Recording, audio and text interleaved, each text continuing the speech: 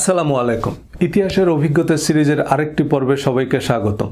এই ভিডিওতে ইসলামের আধ্যাত্মিক দর্শন বা সুফিবাদ নিয়ে কথা বলবো প্রসিদ্ধ সুফি তরিকা এবং সুফি সাধকদের জীবন ও দর্শন নিয়ে। এই আলোচনা ঐতিহাসিক তথ্য উপাত্তের নিরপেক্ষ নির্মোহ ধারা বিবরণী, ব্যক্তিগত মতামত বা সিদ্ধান্ত নয়। সুফিবাদের মূল বিষয় হল আত্মার কুপ্রবৃত্তির সাথে অবিরাম জিহাদ করে জড়জগৎ থেকে মুক্তি পাওয়া। আত্মার পরিশুদ্ধির মাধ্যমে আল্লাহর সাথে সম্পর্ক স্থাপন হলো এই মতবাদের মর্মকথা। সুফিবাদে স্রষ্টা ও সৃষ্টির মধ্যে বিদ্যমান সম্পর্ককে আধ্যাত্মিক ধ্যান ও জ্ঞানের মাধ্যমে জানার চেষ্টা করা হয়। ইমাম গজ্জালী রহমতুল্লাহের সংজ্ঞা অনুযায়ী আল্লাহ ব্যতীত অপর মন্দ সব কিছু থেকে আত্মাকে পবিত্র করে সর্বদা আল্লাহর আরাধনায় নিমজ্জিত থাকা এবং সম্পূর্ণরূপে আল্লাহতে নিমগ্ন থাকার নামই সুফিবাদ। সুফিরা দাবি করেন যে আত্মার পবিত্রতার মাধ্যমে ফানাফিল্লাহ এবং ফানাফিল্লার মাধ্যমে বাকাবিল্লাহ লাভ করা যায়। ফানাফিল্লাহ হচ্ছে আল্লাহর সঙ্গে অবস্থান করা আর বাকাবিল্লাহ হচ্ছে আল্লাহর সঙ্গে স্থায়ীভাবে বিলীন হয়ে যাওয়া। তাসাউফ দর্শন অনুযায়ী আল্লাহ প্রাপ্তির সাধনাকে তরিকত বলা হয়। এই তরিকত সাধনায় মুর্শিদ বা পথ প্রদর্শকের প্রয়োজন হয়। সেই পথ হল ফানাফি শায়েখ, ফানাফির রসুল এবং ফানাফিল্লাহ। ফানাফিল্লাহ হওয়ার পর বাকাবিল্লাহ লাভ হয়। বাকাবিল্লাহ অর্জিত হলে সুফি দর্শন অনুযায়ী সুফি আল্লাহ প্রদত্ত বিশেষ শক্তিতে শক্তিমান হন। তখন সুফির অন্তরে সার্বক্ষণিক শান্তি ও আনন্দ বিরাজ করে। পৃথিবীর প্রাচীনতম সুফি তরিকাগুলোর মধ্যে কাদেরিয়া তরিকা অন্যতম। সুফি সম্রাট হজরত আব্দুল কাদের জিলানী রহমতুল্লাহ আলাইহির অনুসৃত এই তরিকা ইসলামী বিশ্বে সর্বাধিক বিস্তৃত সুফি তরিকাগুলোর একটি এবং মধ্য এশিয়া, তুরস্ক, পাকিস্তান, বালকান, পূর্ব ও পশ্চিম আফ্রিকার বেশিরভাগ অঞ্চলে ব্যাপকভাবে এ তরিকার অনুসারী রয়েছে। ইসলামের মূল ধারার বাইরে কাদেরিয়া তরিকা কোনো বিশেষ মতবাদ বা শিক্ষা গড়ে তোলেনি। এ তরিকার অনুসারীরা ইসলামের মৌলিক নীতিগুলিতে বিশ্বাস করে, কিন্তু আধ্যাত্মিক অভিজ্ঞতার মাধ্যমে সেই নীতিগুলোকে ব্যাখ্যা করে। বর্তমান আফগানিস্তানের ক্ষুদ্র শহর চিশতে 930 সালের দিকে খাজা আবু ইশক শামী চিশতিয়া তরিকা প্রতিষ্ঠা করেন। স্থানীয় আমির খাজা আবু আহমদ আবদাল তার পুত্রকে সুফি তত্ত্বের উপর প্রশিক্ষণ এবং আধ্যাত্মিক প্রতিনিধিত্ব দান করেন। আবু আহমদের বংশধরদের নেতৃত্বে চিশতিয়া তরিকা একটি অঞ্চলভিত্তিক তরিকা হিসেবে ছড়িয়ে পড়তে থাকে। এই তরিকায় ভালোবাসা, সহিষ্ণুতা ও উদারতার উপর গুরুত্ব আরোপ করা হয়। 12 শতকের মধ্যভাগে চিশতিয়া তরিকার অষ্টম ব্যক্তি খাজা মাইনুদ্দিন চিশতি এ তরিকা লাহোর ও আজমিরে প্রতিষ্ঠা করেন। বর্তমানে এ তরিকার বেশ কিছু শাখা রয়েছে। 13শো শতাব্দীর কবি ধর্মতাত্ত্বিক সুফি জালালউদ্দিন রুমির অনুসারীরা তার মৃত্যুর পর মেভলেভি বা মৌলভী তরিকা প্রতিষ্ঠা করেন। পশ্চিমা বিশ্বে এ তরিকার অনুসারীদেরকে ঘূর্ণায়মান দরবেশও বলা হয়। সুফিবাদের মাদারিয়া তরিকা হজরত আলী রাদিয়াল্লাহু তাআলার নিকট থেকে হজরত হাসান বসরি মারফত তার শিষ্য খাজা হাবিবে আজমি এর সহিত সংযোগ স্থাপন করে। সুফি সাধক বায়েজিদ তৈফুরিয়া বোস্তামি কর্তৃক প্রবর্তিত তৈফুরিয়া তরিকা থেকে উৎপত্তি হয়ে মাদারিয়া তরিকা 15 থেকে 17 শতকের মাঝামাঝি বিশেষ গৌরব অর্জন করেছিল এবং শাহ মাদারের শিষ্যদের মাধ্যমে ভারতের উত্তরাঞ্চলীয় এলাকা, বাংলা সহ বিভিন্ন অঞ্চলে ছড়িয়ে পড়ে। নকশবন্দি তরিকাকে শান্ত তরিকা হিসেবে বিবেচনা করা হয়, কারণ এই তরিকায় জিকির নীরবভাবে করা হয়ে থাকে। এই তরিকায় হজরত আবু বকর রাদিয়াল্লাহু তাআলা আনহুর মাধ্যমে হজরত মুহাম্মদ সাল্লাল্লাহু আলাইহি সাল্লামের সাথে সম্পর্ক স্থাপন করা হয় বিধায় একে সিদ্দিকিয়া তরিকাও বলা হয়। বাংলাদেশে সৃষ্ট একমাত্র মাইজভান্ডারি তরিকা সুফি সৈয়দ আহমদুল্লাহ কর্তৃক প্রতিষ্ঠিত একটি সুফি তরিকা। মূল নাম তরিকায়ে গাউসিয়া আহমদিয়া মাইজভান্ডারিয়া। এ তরিকার মূল বিষয় হচ্ছে প্রেমের মাধ্যমে স্রষ্টার সান্নিধ্য লাভ। বিশ্বের অনেকগুলো দেশেই এ তরিকার অনুসারী রয়েছে।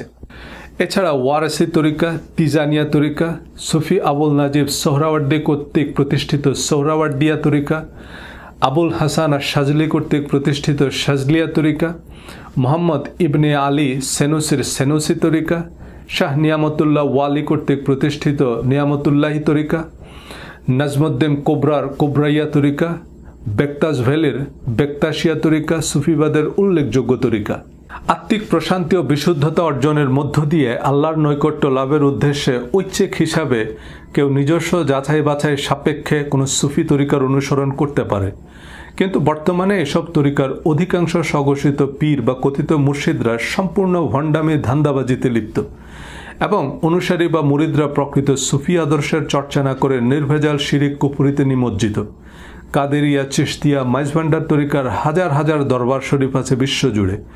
সবাই নিজেদের কুমিল্লার বিখ্যাত মাতৃভাণ্ডারের রসমলাইয়ের মতো অরিজিনাল দাবি করলেও এসব সুফি সাধকরা কেউই এমন দরবার খুলে বসেননি। সুফিবাদের সাথে হজরত শাহজালাল বা খাজা মঈনুদ্দিন চিশতির উল্লেখযোগ্য সম্পর্ক ছিল।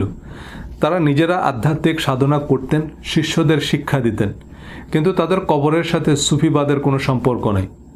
তাই আজমির, সিলেট বা মাইজভান্ডার দরগা বা মাজার জিয়ারত, সেখানে মানত, দান খয়রাত, মোমবাতি, আগরবাতি জ্বালানোর নাম সুফিবাদ নয়।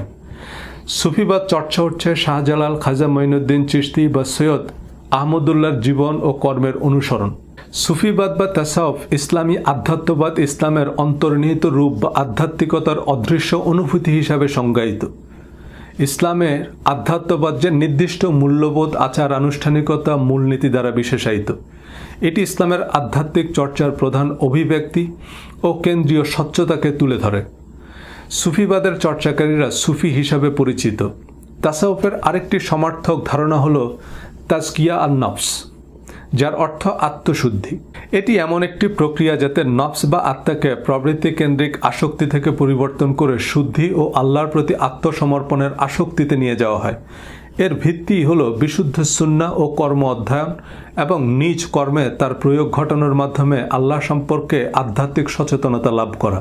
ঐতিহাসিকভাবে সুফিগণ প্রায়শই বিভিন্ন তরিকার অনুসারী, যা কোনো অলি বা শিক্ষাগুরুকে কেন্দ্র করে গঠিত। এই তরিকাগুলো খানকা নামক কোনো নির্দিষ্ট স্থানে আধ্যাত্মিক বৈঠকে মিলিত হয়ে এহসান বা ইবাদতের পূর্ণাঙ্গতার জন্য সংগ্রাম করে। সুফিগণ হজরত মুহাম্মদ সাল্লাল্লাহু সাল্লামকে আল এহসান আল কামেল বলে আখ্যায়িত করে এবং প্রধান আধ্যাত্মিক পথ প্রদর্শক হিসাবে দেখে।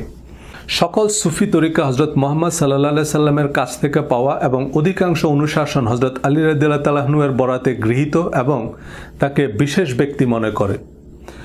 মধ্যযুগের শেষ ভাগে শিয়া ইসলামে কিছু সুফি ধারার বিকাশ ঘটে। এছাড়া প্রাচীন ও আধুনিক সুফিদের সিংহভাগে সুন্নি ইসলামের অনুসারী। সুফিগণ ফিক ও ধর্মতত্ত্বের বিভিন্ন ধারার অন্তর্ভুক্ত এবং কট্টর রীতিনীতির বিরোধী হলেও ইসলামী আইন কঠোরভাবে মেনে চলে। সুফিদের অন্যতম বৈশিষ্ট্য হল তাদের সন্ন্যাসবাদ, বিশেষত আল্লাহর স্মরণের চর্চার মাধ্যমে তাদের ঐকান্তিক সম্পর্ক। উমাইয়া খেলাফত, বিশেষ করে কারবালার মর্মান্তিক হত্যাকাণ্ডের পর ইয়াজিদি শাসনামলে হজরত আলীপন্থী মুসলমানরা উল্লেখযোগ্য হারে সুফিবাদের দিকে ঝুঁকে পড়ে এবং বহু মহাদেশ ও সংস্কৃতিতে বিস্তৃতি লাভ করে। সুফিগণ তাদের ধর্মপ্রচার ও শিক্ষা কার্যক্রমের মাধ্যমে মুসলিম সমাজ গঠনে গুরুত্বপূর্ণ ভূমিকা রেখেছেন। আধুনিক সময়ে সুফি তরিকাগুলোর সংখ্যা ব্যাপক হারে হ্রাস পাওয়া এবং সুফিদের কিছু দিক নিয়ে আধুনিকতাবাদী ও রক্ষণশীল সালাফিদের সমালোচনা সত্ত্বেও সুফিবাদ ইসলামী বিশ্বে একটি গুরুত্বপূর্ণ ভূমিকা রেখে চলেছে এবং পাশাপাশি পাশ্চাত্যের আধ্যাত্মিকতার বিভিন্ন রূপকেও প্রভাবিত করেছে। হজরত আলী রাদিয়াল্লাহু তাআলা আনহুর ইন্তেকালের পর ইসলামের রাশেদুন খেলাফত বিলুপ্ত হয়েছে। রাশেদুন খলিফা মানে প্রপারলি গাইডেড খলিফা, অর্থাৎ যারা ইসলামের মূলনীতি অনুযায়ী রাষ্ট্র পরিচালনা করেছিলেন। উমাইয়া খেলাফত, বিশেষ করে ইয়াজিদের সময়ে ইসলামকে উদ্দেশ্যমূলকভাবে পলিউট করা হয় রাজনৈতিক স্বার্থে।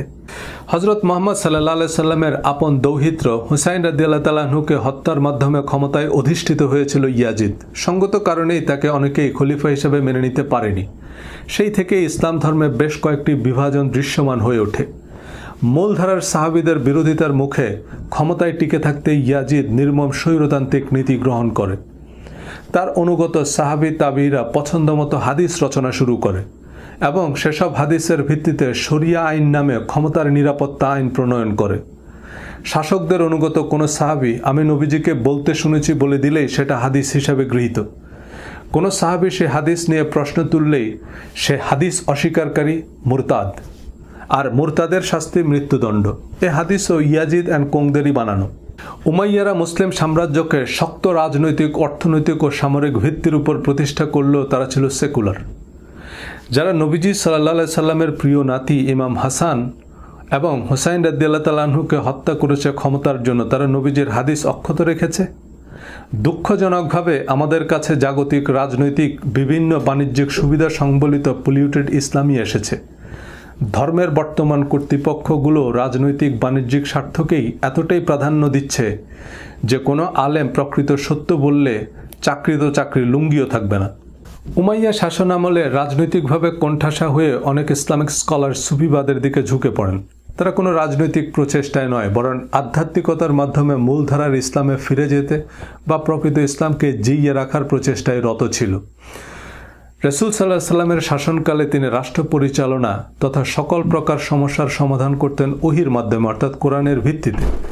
কিন্তু উমাইয়া শাসনামলে শাসক এবং আলেমরা বেশ কয়েকটি ভাগে বিভক্ত হয়ে যায়, ফলে মূলধারার ইসলাম থেকে পুরনো ঐতিহ্য হারায়। সুফি সাধকরা জাগতিক বিলাসবহুল জীবন ত্যাগ করে অতি সাধারণ জীবন যাপন করতেন। অতি সাধারণ পশমের পোশাক, শুধুমাত্র রুটি আর পানি আহার হিসাবে গ্রহণ করে তারা আধ্যাত্মিক সাধনায় মগ্ন থাকতেন। আরবিতে এমন জীবনযাপনকে বলা হয় সুফ। এই সুফ থেকেই পরবর্তীতে সুফিবাদের উত্থান হয়। প্রাথমিক যুগের সুফিরা বিশ্বাস করত যেহেতু আর ওহী নাজিল হবে না, তাই আল্লাহ তাআলার অলৌকিকত্ব উপভোগ করার একমাত্র উপায় হল নির্ধারিত ইবাদতের বাইরেও অধিক ইবাদত করা। তাই তারা একটানা অনেক সময় ধরে কোরআন পাঠ এবং বিরতিহীনভাবে নফল নামাজ আদায় করতে শুরু করেন। এমনই একজন ছিলেন জুনায়েদ আল বাগদাদি, যিনি প্রতিদিন অবসর সময়ে টানা 400 রাকাত নফল নামাজ পড়তেন বলে জানা যায়। তারা রেফারেন্স হিসাবে রাসূল সাল্লাল্লাহু আলাইহি সাল্লামের একটি হাদিস উল্লেখ করতেন, সর্বোত্তম জিহাদ হলো আল্লাহর বিধানের ব্যাপারে অন্তরের সাথে জিহাদ করা। খুব অল্প সময়ের মাঝেই গোটা মুসলিম সাম্রাজ্যে সুফিবাদ দর্শন ছড়িয়ে পড়ে। প্রথমে লোকে মুখে ছড়ালেও পরবর্তীতে তা কার্যকরভাবে বিস্তার লাভ করে, কেননা তৎকালে অনেক বিখ্যাত সুফি সাধকের আবির্ভাব হয়, যাদের আধ্যাত্মিকতার চর্চা এবং সাধারণ জীবনযাপন মানুষকে বিশেষভাবে আকৃষ্ট করেছিল। ইতিহাসবেত্তা জনাথন ব্রাউন লিখেছেন, মুহাম্মদ সাল্লাল্লাহু আলাইহি সাল্লামের জীবদ্দশায় আবু যর গিফারী রাদিয়াল্লাহু তাআলা আনহু সহ কিছু সাহাবী ইসলামে যা বলা হয়েছে তার চেয়েও বেশি ভক্তি, পুণ্যময় নিরাসক্তি ও আল্লাহর রহস্যের প্রতি অধিক ঝোঁক বিশিষ্ট ছিলেন। প্রসিদ্ধ তাবি হাসান বসরিকে অন্তর্বিশুদ্ধকরণ বিজ্ঞানের স্থপতি বলে বিবেচনা করা হয়। ইতিহাসবিদ কার্ল আর্নস্টের মতে স্বয়ং হযরত মুহাম্মদ সাল্লাল্লাহু আলাইহি সাল্লাম এবং তার সাহাবীগণ সুফিবাদের চর্চা করেছেন। সুফি তরিকাগুলোর ভিত্তি হলো বায়াত, অঙ্গীকার বা শপথনামা, যে শপথ সাহাবারা নবীজি সাল্লাল্লাহু আলাইহি সাল্লামের কাছে করতেন। হযরত মুহাম্মদ সাল্লাল্লাহু আলাইহি সাল্লামের প্রতি আনুগত্যের প্রতিশ্রুতির মাধ্যমে সাহাবাগণ আল্লাহর কাছে নিজেদের নিয়োগ করতেন। যেমনটা পবিত্র কোরআনে চ্যাপ্টার 48 ভার্স 10 বলা হয়েছে, নিশ্চয় যারা আপনার হাতে বায়াত করে তারা তো আল্লাহরই হাতে বায়াত করে, আল্লাহর হাত তাদের হাতের উপর। অতঃপর যে তা ভঙ্গ করে তা ভঙ্গ করার পরিণাম বর্তাবে তারই উপর। আর যে আল্লাহর সাথে কৃত অঙ্গীকার পূর্ণ করে তবে তিনি অবশ্যই তাকে মহাপুরস্কার দেন। আমি জ্ঞানের শহর আর আলী তার দরজা। এই হাদিসের ভিত্তিতে সুফিগণ বিশ্বাস করেন হযরত আলী রাদিয়াল্লাহু তাআলা আনহু সরাসরি নবীজি সাল্লাল্লাহু আলাইহি সাল্লামের নিকট আনুগত্যের শপথ করেন এবং তারা আলী রাদিয়াল্লাহু তাআলা আনহুর মাধ্যমে এই শপথকে বজায় রাখেন, যেন হযরত মুহাম্মদ সাল্লাল্লাহু আলাইহি সাল্লাম সম্পর্কে জ্ঞান অর্জন এবং তার সাথে সংযোগ স্থাপন সম্ভব হয়। বিভিন্ন যুগে সুফিবাদ দর্শন যাদের অবদানে বিখ্যাত হয়েছিল তাদের মধ্যে অন্যতম হচ্ছেন হযরত রাবেয়া বসরি। তার জন্মস্থান বা পরিবার সম্পর্কে ইতিহাস থেকে তেমন কোনো তথ্য জানা যায়নি। ছোটবেলায় পরিবারের সাথে কোনো এক সফরে যাওয়ার সময় ডাকাত দলের কবলে পড়ে রাবেয়া দাসী হিসেবে বিক্রি হয়েছিলেন ইরাকের বসরা অঞ্চলে এক ধনাঢ্য ব্যবসায়ীর কাছে। রাবেয়াকে যে ব্যক্তি দাসী হিসেবে ক্রয় করেছিলেন তিনি তার ইবাদত বন্দিকে দেখে ভীষণ মুগ্ধ হতেন। তিনি একদিন আবিষ্কার করলেন রাবেয়া নামাজ পড়ার সময় অদ্ভুত এক আলো ছড়ায় তার চারপাশ থেকে। সেদিনের পর থেকে তিনি আরও গভীর পর্যবেক্ষণ করতে শুরু করেন এবং বুঝতে পারেন রাবেয়া সাধারণ কেউ নয়, সে হয়তো দরবেশ বা আধ্যাত্মিক কোনো একজন মানুষ। এরপর রাবেয়ার মালিক তাকে মুক্ত করে দেন এবং তাকে ভালো পাত্রের সাথে বিয়ে দিতে চান, কিন্তু রাবেয়া জানান তিনি বিয়ে করতে পারবেন না, কারণ তিনি আল্লাহর প্রেমে এতটাই মশগুল যে অন্য কাউকে বিয়ে করা সম্ভব নয়। খুব অল্প সময়ের মধ্যেই রাবেয়ার খবর বসরা ছেড়ে সর্বত্র ছড়িয়ে পড়ে। সে সময় অনেকেই মনে করতেন এই নারী আল্লাহর সান্নিধ্য অর্জনের কৌশল জানে। অনেকেই তাকে দেখার জন্য বসরাতে আসতে শুরু করে, আবার অনেকেই তার শাগরেদ হয় যেন তারাও আল্লাহকে পাওয়ার কৌশল শিখতে পারে। এভাবে রাবেয়া হয়ে ওঠেন বিখ্যাত রাবেয়া বসরি, যার নাম এখনও ভীষণ পরিচিত। আবু হামেদ মোহাম্মদ আল গজ্জালি সুফি দর্শনের তত্ত্বীয় দিককে অনেক সমৃদ্ধ করেছিলেন। ইমাম গজ্জালি হিসাবে পরিচিত আবু হামেদ মোহাম্মদ আল গজ্জালি 11 শতকের মাঝামাঝি সময়ে তৎকালীন পারস্যের খোরাসান প্রদেশে জন্মগ্রহণ করেন। ছোট থেকেই অসম্ভব মেধাবী ছিলেন। মাত্র ২০ বছর বয়সে ধর্মের উপর বিশেষ জ্ঞান অর্জনের পাশাপাশি খ্যাতিমান আলেম হিসাবে পরিচিতি লাভ করেন। অল্প বয়সে তার এমন খ্যাতির পিছনে কারণ হিসাবে ছিল তৎকালীন মুতাজিলা নামক দার্শনিকদের সাথে যুক্তিতর্ক। মুতাজিলারা ছিল এমন একটি দার্শনিক শ্রেণী যাদেরকে মূলধারার আলেমরা বিচ্ছিন্নতাবাদী সম্প্রদায় মনে করতেন। মুতাজিলারা মনে করত কোরআন আল্লাহর অন্যান্য সৃষ্টির মতো সাধারণ একটি বই মাত্র, তাই কোরআনকে ব্যাখ্যা বা সংশোধন করা যাবে। পাশাপাশি তারা গ্রিক দর্শন সম্পর্কে ছিল বেশ দক্ষ। ইমাম গজ্জালিও গ্রিক দর্শন চর্চার মাধ্যমে তার অসামান্য বিচক্ষণতা দিয়ে মুতাজিলা দার্শনিকদের ধরাশায়ী করেন, ফলে তিনি হয়ে ওঠেন তুমুল জনপ্রিয়। 1091 খ্রিস্টাব্দে সেলজুক শাসকরা ইমাম গজ্জালিকে বাগদাদের বিখ্যাত নিজামিয়া কলেজের প্রধান হিসাবে নিযুক্ত করেন। জীবনের খুব অল্প সময়ে অনেক খ্যাতি ও সফলতা অর্জন করলেও ইমাম গজ্জালি মনে করতেন তিনি আল্লাহকে সঠিকভাবে অনুধাবন করতে পারছেন না। কিসে যেন একটা মানসিক অপূর্ণতা ছিল তার জীবনে, এবং হঠাৎ করেই একদিন তার দায়িত্ব থেকে ইস্তফা দিয়ে একেবারে লোকচক্ষুর অন্তরালে চলে যান। যখন ফিরে আসেন তখন তিনি সম্পূর্ণ নতুন একজন মানুষ। তবে পূর্বের মতোই মূলধারার আলেমদের তিনি সঠিক মনে করতেন, তবে অধিকতর সঠিক মনে করতেন সুফিবাদকে। নতুন রূপে ফিরে আসা ইমাম গজ্জালি বলেন, আল্লাহকে পেতে হলে অন্তরের দৃষ্টি দিয়ে খুঁজতে হবে। এজন্য প্রয়োজন কঠোর সাধনা, যে সাধনা মানুষের অন্তর্দৃষ্টি খুলে দেয়। এরপর তিনি আলকেমি অফ হ্যাপিনেস ও revival of the religious science নামে দুটি বই লিখেন। এই বইগুলোর মাধ্যমে তিনি মূলধারার ইসলাম ও সুফিবাদের মধ্যে সম্পর্ক স্থাপনের চেষ্টা করেন এবং সুফিবাদ ইসলামের মৌলিকতার অবিচ্ছেদ্য অংশ সেটা বোঝাতে চেষ্টা করেন। এছাড়া তিনি এই বই দুটিতে সামাজিক, ধর্মীয়, জৈবিক জীবন সম্পর্কে সুফিবাদ দর্শনের আলোকে বিস্তারিত আলোচনা করেন, যা অল্প দিনের মধ্যেই ব্যাপক জনপ্রিয়তা লাভ করে। সেই সাথে বিচ্ছিন্নভাবে ছড়িয়ে ছিটিয়ে থাকা সুফিবাদ একটি প্রাতিষ্ঠানিক রূপে আবির্ভূত হয়। কেবল হৃদয় দিয়েই আপনি আকাশ ছুঁতে পারবেন। জালালউদ্দিন রুমি নামটির সাথেই জড়িয়ে আছে হাজারো আধ্যাত্মিক কবিতার লাইন। বাল্যকালে বাবার শিক্ষা প্রতিষ্ঠানে শিক্ষা জীবন শেষ করে সেই প্রতিষ্ঠানে শিক্ষকতার মাধ্যমে কর্মজীবন শুরু করেন। বেশ কিছু ধর্মীয় বিষয় ব্যাখ্যা করে শিক্ষকতায় বেশ সুনাম অর্জন করেন, কিন্তু এক সুফি সাধকের সাথে পরিচয় তার পুরো জীবনকে বদলে দেয়। তিনি হঠাৎ করে নিরুদ্দেশ হয়ে যান শামস-ই তাবরিজ নামে সেই পাগলাটে দরবেশের সাথে। তাদের মধ্যে এতটাই গভীর সম্পর্ক তৈরি হয় যে রুমি তার লেখা কবিতাগুলোতে স্বাক্ষর করতেন শামস-ই তাবরিজ নামে। একজন আফগান লেখক এই সম্পর্কে বলেছিলেন, রুমির লেখাগুলো হয়তো অনায়াসেই তার মৃত্যুর পরও 100 বছর টিকে থাকত, কিন্তু শামস-ই তাবরিজের সান্নিধ্য রুমিকে আজও টিকিয়ে রেখেছে। বেশ কয়েক বছর পর শামস-ই তাবরিজ গায়েব হয়ে যান। এরপরে রুমি মাসনভি মানাতি নামে 1000 পৃষ্ঠার একটি কবিতা রচনা করেন। ইংরেজিতে তাকে দ্য স্পিরিচুয়াল ম্যানুস্ক্রিপ্ট এবং বাংলায় আধ্যাত্মিকতার পাণ্ডুলিপি বলা হয়। এছাড়াও জালালউদ্দিন রুমি 30,000 ছন্দময় গদ্য রচনা করেন। তার এ সকল অমর সৃষ্টির পরতে পরতে রয়েছে আধ্যাত্মিকতার অমৃত সুধা, যা পরবর্তীকালে রুমির অসংখ্য ভক্ত তৈরি করেছে। এভাবেই রুমি তার কবিতাগুলোর মাধ্যমে সুফিবাদকে এক অনন্য উচ্চতায় নিয়ে গেছেন। টাইমস ম্যাগাজিনের জরিপে খোদ মার্কিন যুক্তরাষ্ট্রে বেস্ট সেলিং এবং মোস্ট পপুলার কবি হচ্ছেন এই আল্লামা জালালউদ্দিন রুমি। এই তিনজন ছাড়াও আরও অনেক বিখ্যাত সুফি সাধকগণ তাদের আধ্যাত্মিক সাধনায় সুফিবাদকে সমৃদ্ধ করেছেন। 1925 সালে তুর্কি সুফিগণ নতুন ধর্মনিরপেক্ষ অধ্যাদেশের বিরোধিতা করায় তুর্কি প্রজাতন্ত্রী সরকার সকল সুফি তরিকাকে নিষিদ্ধ করে এবং উচ্ছেদ করে। 2017 সালের নভেম্বরে সিনাইয়ের একটি মসজিদে হামলায় কমপক্ষে 305 জন নিহত এবং সহস্রাধিক আহত হয়। বর্তমান সময়ে মূলধারার সুফিবাদ তার পুরনো জৌলুস হারিয়েছে। আজমিরে খাজা মাইনুদ্দিন চিশতির মাজারে যা হচ্ছে তা নির্ভেজাল শিরক। হজরত শাহজালালের মাজার শুধু লিমিটেড কোম্পানিই নয়, এর শেয়ার পর্যন্ত ক্রয় বিক্রয় হয়। বায়েজিদ বোস্তামি খান জাহান আলীর আদর্শের সাথে তাদের মাজার কর্তৃপক্ষের ন্যূনতম সম্পর্ক নেই। গোলাপ শাহ, মোরব্বা শাহ, ল্যাংটা শাহ, তালা বাবা, কেলা বাবা, সাইজি হাইকোর্টের মাজারে বসে গাঁজা খাওয়া পাগল ছাগলদের কারণেই হয়তো এই দর্শনের জনপ্রিয়তা বা গ্রহণযোগ্যতা আগের মতো নেই। কেউ নিজেকে নবী দাবি করলে যেমন সে নবী নয়, তেমনি কেউ নিজেকে সুফি দাবি করলে সে সুফি নয়। রবীন্দ্রনাথের উপন্যাস যদি বাদামওয়ালাকে ধরিয়ে দেন, সে ওই উপন্যাসের পাতা ছেড়ে বাদামের ঠোঙ্গাই বানাবে। কিন্তু প্রকৃত সুফিবাদ দর্শনে এমন কিছু অদ্ভুত ক্ষমতা আছে যার মাধ্যমে যে কোনো মানুষের প্রতি আকৃষ্ট হয়। একটা সময় ছিল যখন সুফিবাদের মাধ্যমে মানুষ আল্লাহকে পেতে চাইতো, প্রকৃত ইসলাম আঁকড়ে ধরতে চাইতো। ধন্যবাদ সবাইকে।